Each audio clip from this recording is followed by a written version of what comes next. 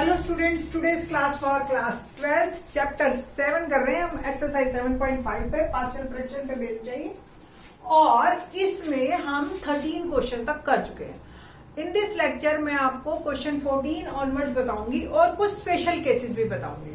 तो करते हैं, लेट्स स्टार्ट। ये हमारा 14th क्वेश्चन है and we have to find integration of this.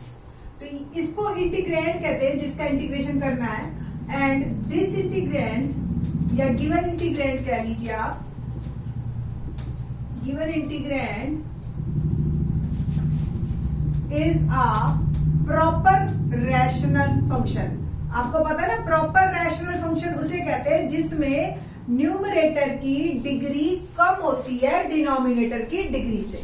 ठीक है, that is called proper rational function. तो proper rational function can be decompose, इसको हम बाइफरकेट कर सकते हैं, डिकम्पोज कर सकते हैं, लाइक 3x माइनस 1। अब आप देखिए, ये रिपीटेड रूट्स वाला केस है हमारा। तो पहला फैक्टर तो सेम आएगा और दूसरे फैक्टर में आपको स्क्वायर लेना है, बस ये ध्यान रखना है आपने, क्योंकि ये रिपीटेड केस है।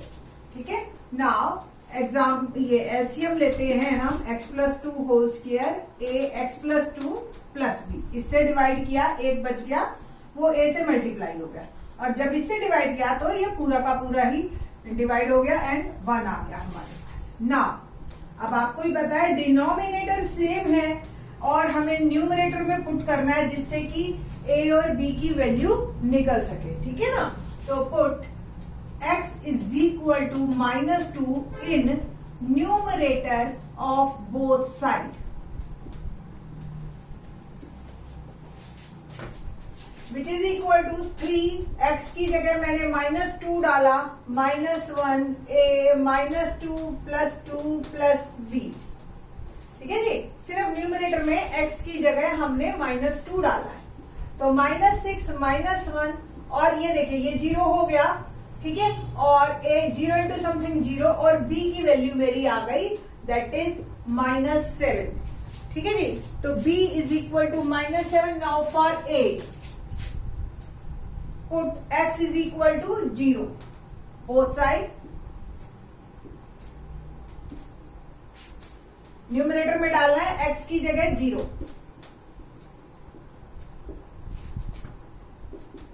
ठीक है जी, 0 into something 0 minus 1, numerator only लिख देना आप, और यहां 2a प्लस b की वैल्यू हमें पता है, पुट करते हैं हम और a फाइंड आउट कर लेते हैं। माइनस 1 प्लस 7 6 2a, और a आ गया मेरा 6/2, दैट इज 3। a और b दोनों हमारे फाइंड आउट हो चुके हैं। Now so the given integrand can be written as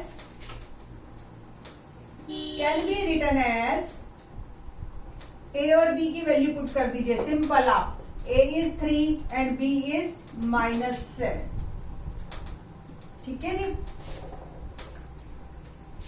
क्या the given integrand can be written as 3x minus 1 upon x plus 2 whole square is equal to 3 upon x plus 2 plus minus 7 upon x plus 2 whole square। Now integrate is 3 बाहर 1 upon x plus 2 dx minus 7 बाहर 1 upon x plus 2 whole square dx।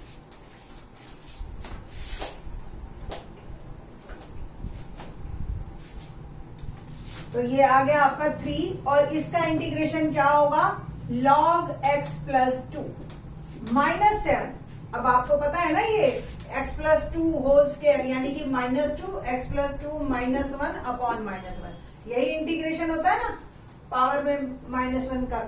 तो minus 1 upon x plus 2, देखिए minus तो as it is ऊपर आ गया और ये power minus की है तो इसको हमने नीचे लिख दिया, तो इसका इंटीग्रेशन ये होगा प्लस c। तो ओवरऑल जो मेरा रिजल्ट आया 3 log x plus 2 plus 7 upon x plus 2 plus c is my answer. ये था मेरा question number 7। Now question number 15 करते हैं। क्या है क्वेश्चन नंबर 15? 1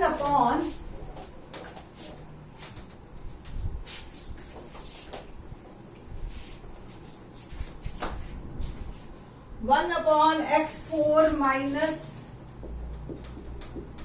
1 dx। ये अब आपको पता ही है, डिनोमिनेटर तो बिल्कुल ही आपका x की पावर 4 है और न्यूमरेटर जो है वो 1 है। तो simple, the given integrand is a proper rational function. बस इसमें एक स्टेप फालतू है कि हमें जो है डिनोमिनेटर के अभी फैक्टर बनाने हैं। तो a square minus b square identity लगा रही हूं मैं, तो x4 बन जाएगा x square minus 1 x square plus 1, और इसके फिर फर्दर फैक्टर होंगे, है ना। इसका फिर से एक बार आइडेंटिटी लगेगी, x माइनस 1 x प्लस 1 और x स्क्वायर प्लस 1। ठीक है, प्रॉपर रैशनल फंक्शन। ठीक है, तो इट कैन बी डीकम्पोज। अब हम इसको डीकम्पोज करेंगे 1 upon like x minus 1 x plus 1 और x square plus 1 is a upon x minus 1 b upon x plus 1। और देखिए अब नेक्स्ट जो है वो क्वाड्रेटिक है, और ऐसी क्वाड्रेटिक है जिसको हम आगे बाइफरकेट नहीं कर सकते, लीनियर में नहीं बदल सकते। तो x स्क्वायर प्लस 1 और ऊपर आपको लीनियर लिखनी है, ये ध्यान रखना आप। ठीक है, तो अब तक का सबसे लेंथी क्वेश्चन हो गया। 4 चीजें आपको निकालनी है, ए बी सी और डी। ठीक है, तो नाउ टेक एलसीएम।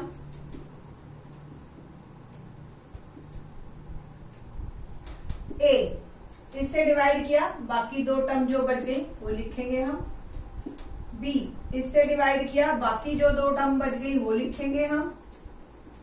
और सी एक्स प्लस डी, और इससे डिवाइड किया, ये 2 टर्म बच गई और इनको एज इट इज लिख लेंगे।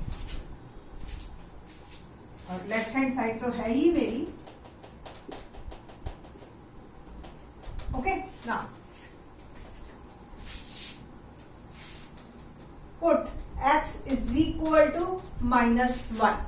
ठीक है जी, x की वैल्यू हम -1 डाल के देखते हैं और देखते हैं कि किस तरीके से हम इसमें लेफ्ट हैंड साइड में 1 ही है क्योंकि x है ही नहीं, और जहां भी x है वहां मैंने -1 डाला।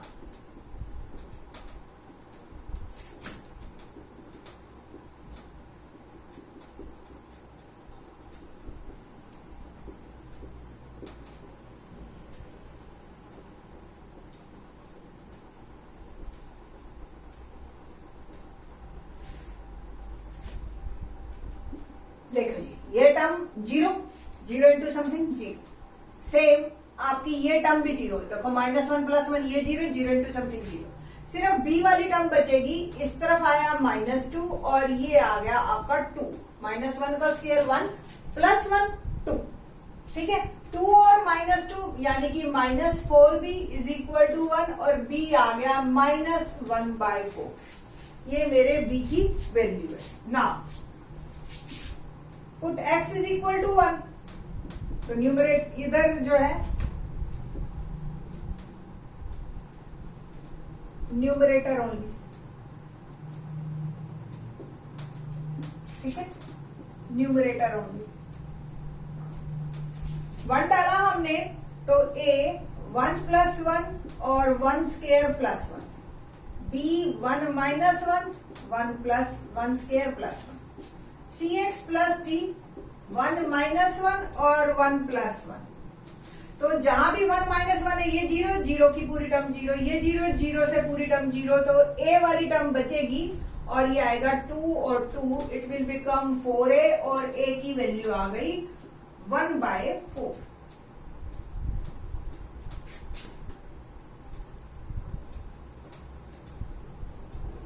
ठीक है ना, put x is equal to 0, numerator only. 0 डालते, इधर तो 1 ही है और जहां भी x है वहां 0।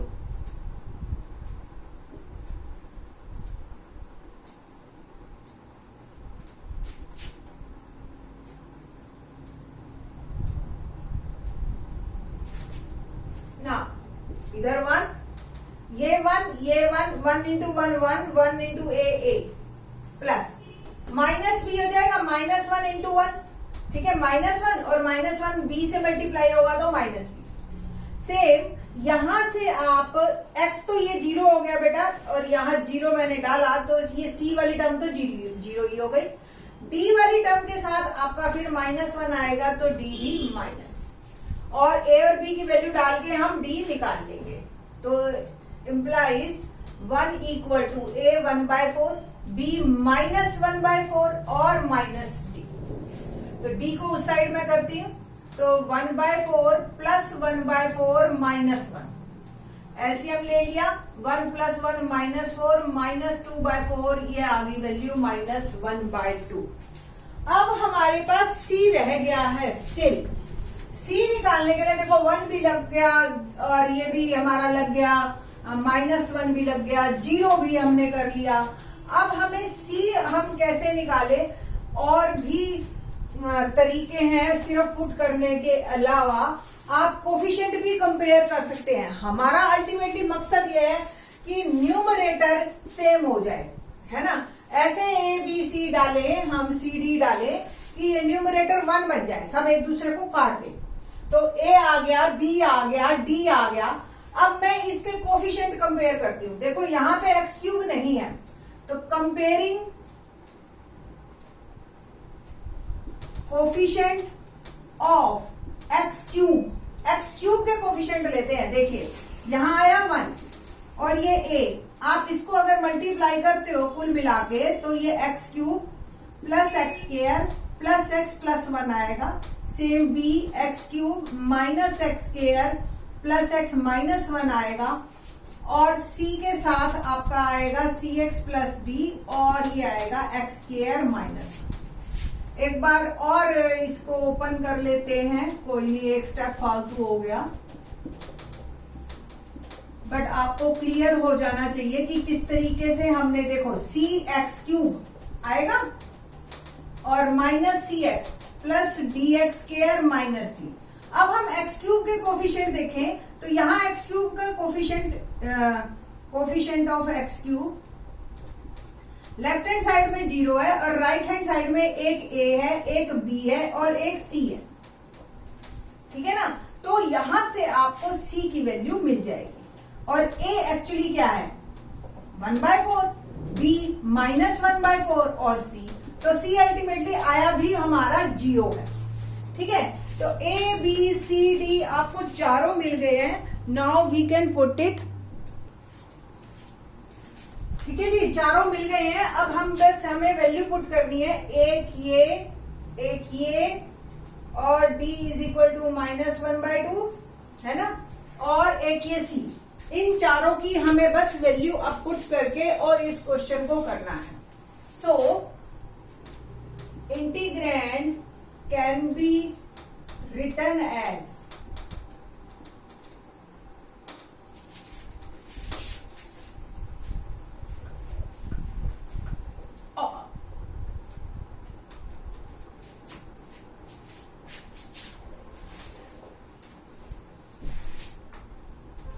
1/x माइनस 1 x प्लस 1 और x² plus 1 equal to a था हमारा 1/4 upon x minus 1, b -1/4 upon x plus 1, और c 0x plus d that is -1/2 और अपॉन में x² प्लस 1, ठीक है जी।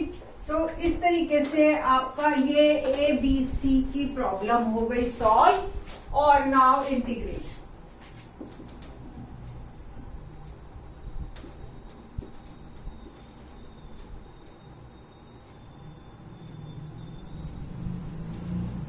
Is equal to 1/4 1/x minus 1 dx -1/4 और 1/x plus 1 dx और -1/2 dx अपॉन x² प्लस 1, ठीक है जी।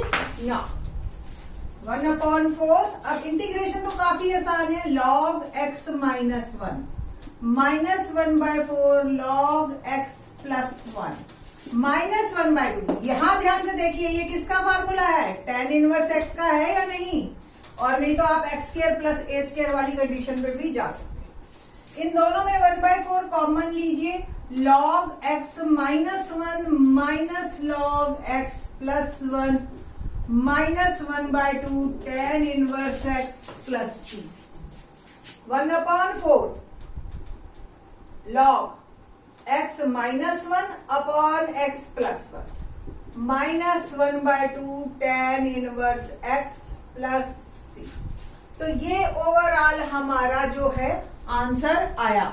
ठीक, तो यहां से जो है ना, अब आपके पास लेट मी चेक आंसर। ठीक है, ओके नाउ, तो इस तरीके से थोड़ा सा क्वेश्चन चाहे दिखने में आपको छोटा सा लग रहा था, बाइफर्केशन हुआ, उस हिसाब से रिजल्ट्स आए और फिर हुआ। तो इस क्वेश्चन जो है ना काफी लेंथी है ये, बट मुश्किल नहीं है। एक बार आप पेशेंटली सारे क्वेश्चन करते जाइए, 4-5 क्वेश्चंस के बाद आप खुद ही इसको सॉल्व करने लग जाएंगे। ठीक है, और question number 16 very very important one, और 2 तरीके से करवाएंगे in the next lecture. Thanks.